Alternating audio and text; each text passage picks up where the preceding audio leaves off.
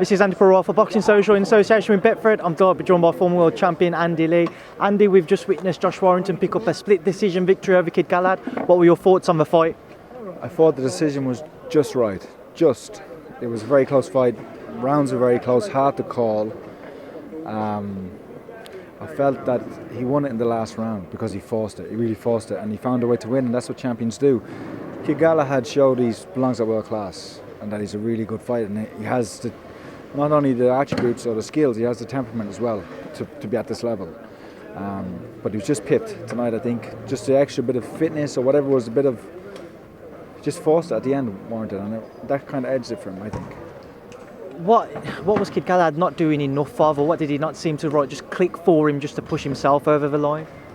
Just be a bit busier, I think. Just be a little bit busier, because he had to realise he's fighting in the champion's hometown on a fight staged by the champion's promoter. And when you're in those circumstances, you have to do twice as much, and not the crowd. The crowd. Warrington would throw 6 or 7 punches, maybe one of them would land, but every punch he threw was cheered, and that has an effect. That kind of turns your head towards Warrington.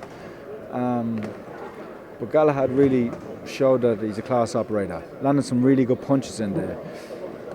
I think he'll come again. He's young enough, he'll come again, and I don't think he's going to get a rematch, but maybe fight one of the other champions, probably be the best route for him. I mean, by all accounts now, Josh is looking for the unification fights. Do you think that's the right next step for him to look to go into those? I mean, obviously he picked it up against Lee Selby, then defends it against Carl Frampton and Kid Galahad. 3 terrific victories back to back. Is that the next only step really for him? I think for him, as a motivational thing, he has to do that, because although they're world-class fights, domestically he's beaten everybody. Even though they are world-level fights and the championship fights, they're still domestic. So he needs to go to America and prove himself there. And we've seen in recent weeks with, Joshua, and when you go to America, Anthony Joshua, and even Josh Kelly, when you go to America, it's a different level. Even though you're fighting here world level, it's different over there. But those fights with the likes of Valdez or Leo Santa Cruz or even Gary Russell, they might be easier than what he's fought here, Warrington. When you think they might be easier, we don't know. But he needs to go there for his own self, and he deserves it, because how many times can he be in grueling fights like this? That's the 3rd grueling fight in a row, and you can only go to the world so many times. So you gotta take a hat off to him, though. He's a hell of a fighter, and he empties the tank anytime he steps in that ring. Just to get your opinion on it, how do you think Josh would fare against the likes of Oscar Valdez, Leo Santa Cruz, Gary Russell Jr.? They're all hard fights, of course. All different fights, but he has a style, Warrington, that's very hard to fight. Not that he showed it tonight, because I'm not sure. He didn't see himself in there tonight to me. Maybe it was he felt that he just needed to get past this one, but usually when he's up for a fight, he'll circle the ring, and then he'll explode with a barrage of punches. And it's very hard to combat that style, because what do? Do you press him and walk into him, and then you're going to be open yourself to a barrage of punches, or do you stand back and not engage, and then it's enough and fight? Obviously, each of those champions, like Santa Cruz, is very experienced, classy operator, big and tall, but a body puncher. Valdez is young, he's the most dynamic of them. Russell Jr. is super quick, southpaw, slick. But he needs those challenges now. He needs those challenges. Now, just to get your thoughts on a couple of the other fights on the card. Start off with Zelfa Barrett's victory over Leon Woodstock. What was your thoughts on that? Yeah, it was a good performance by Barrett. Showed his class throughout the fight. Woodstock was always in the fight, pressed, but classier, more...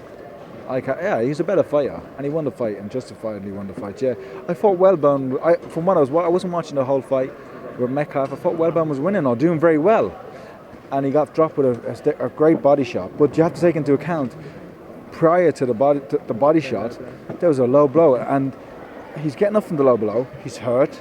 He's been hurt down there. His legs are stiff, and then you get hit with a body shot. So you have to kind of put an asterisk behind the body shot.